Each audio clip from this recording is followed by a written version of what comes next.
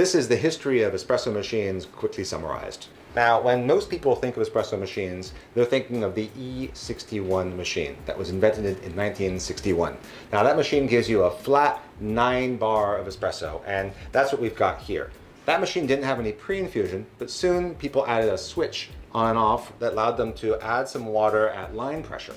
And you can do that here, and that's what that looks like, is water coming in, and then it rises and goes at 9 bar. But before the E61, we had lever machines that gave us more flexibility. Let me show you what those look like. So initially you didn't have pre-infusion, and the max pressure was something more like 6 bar. But what's different about them is that it was a lever like this, and the pressure would decrease as the puck was getting extracted. And so what you have is very little time at peak pressure, but then the pressure is going down to 0 bar over quite a long time. And lever shots would typically run 40 seconds, even 50 seconds, because the pressure would go way down. Often you take the cup away at the last minute. So that's what a lever shot looked like.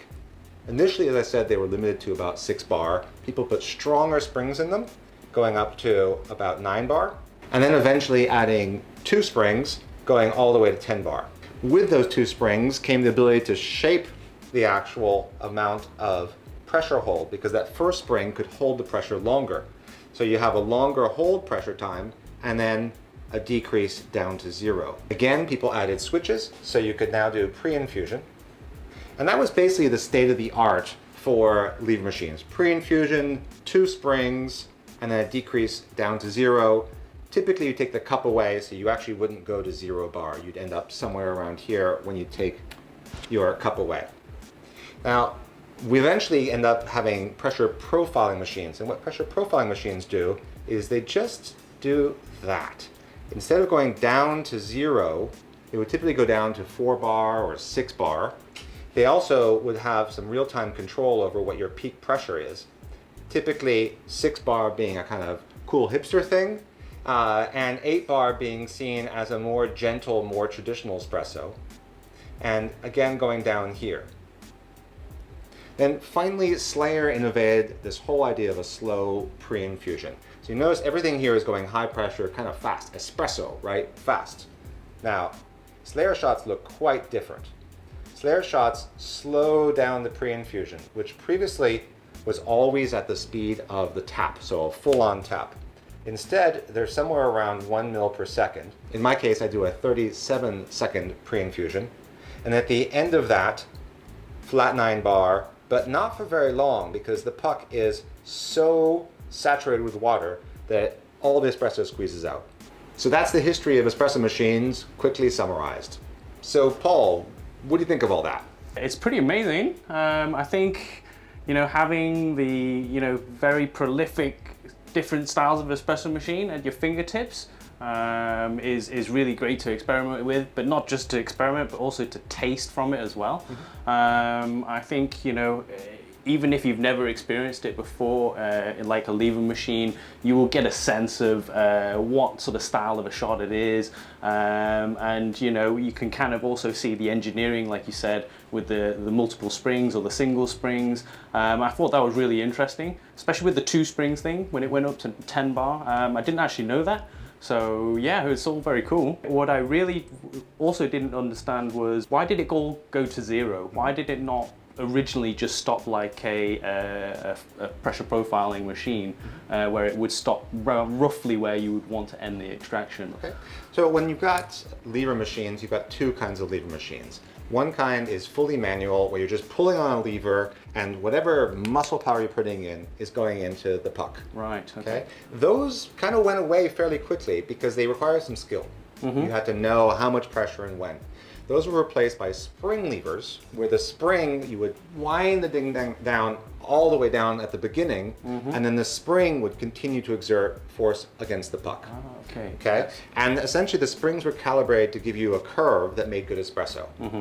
And the problem is that a spring would immediately start at your peak pressure and then immediately decline, right? So you had this curve down. Right. And what people wanted is they wanted a bit of hold for a while. So that's why they added the second spring, is that first spring would hold for a while and then the two springs would decline. Yes. Now, Yes. your question as to why they go down to zero, because that spring is always going to uncoil until it goes to zero. But most lever machines don't have a way to release pressure. So that spring is still unwinding and still putting pressure against it, okay? And there's no way to stop the espresso and have it go and have the pressure go elsewhere. On E61 machines, you'll see a little pressure relief here that spits at you at the end of a shot. So people would let the shot run, so pull the spring, let it go up, and then when the shot was the right amount, slide it aside and let the pressure unwind from the spring. Okay. And pressure release didn't really come until quite a bit later. Right. Okay. Oh, that explains it. So, and very much actually what's happening is even though a lever machine might go 9 bar to 0 bar, people were taking the cup away at 3 or 4 bar. They weren't letting it go all the way to the bottom. Right. Right. So lever machines very much did what pressure profiling machines, now do with technology, except they did it with springs. The thing that technology gives us is the ability to quickly move between them, right? So changing springs on a lever machine isn't really doable. No, more time consuming. Yeah, and those springs were calibrated for a certain style of coffee, and that was usually dark roasted Italian coffee. Okay. And the profile you want is different with, say, Nordic roast or other kind of light roast. Right. Yes. So I guess what you're referring to is it's affecting the flow rate differently as compared to, let's say on the decent way you can set the flow rate to higher. Yeah, I wouldn't say flow rate at all because levers are about pressure. Okay, and the flow rate is really dependent on how much the coffee will resist the pressure. I see. So that lever is going from 9 bar to 6 bar, but how coarse the coffee is and how much the coffee resists the water over time is going to affect the actual flow rate that's coming out. Yes. So you know you're going to get 9 bar to 6 bar, but how fast is the water going to come out as coffee is dependent entirely on grind and coffee. Yes. Yes. And that's why lever machines were not brilliant at, the ones with springs, were not brilliant at light roasts because that spring was calibrated for a dark roasted coffee puck that holds its integrity for a long time. Light roasts will tend to lose their integrity quickly, and that spring lever is now doing too much pressure for too long. Right, I see. So yes. What's really become the fad, and I think it's a good reason, is if you have a light roast and you like levers, you get a springless lever, one where your bicep is controlling it. Right, okay. Now you can control the curve to be optimal for that bean. Yes. And that's awesome, and it's a lot of fun, but that's not necessarily for everybody. So that's kind of why we did this machine, was that the people who want to geek out getting the optimum curve for different beans, they do this programming we just did, and other people, they just choose the profile and it works. Right, yes, yes. All right, thanks for listening. Hope that was a useful video.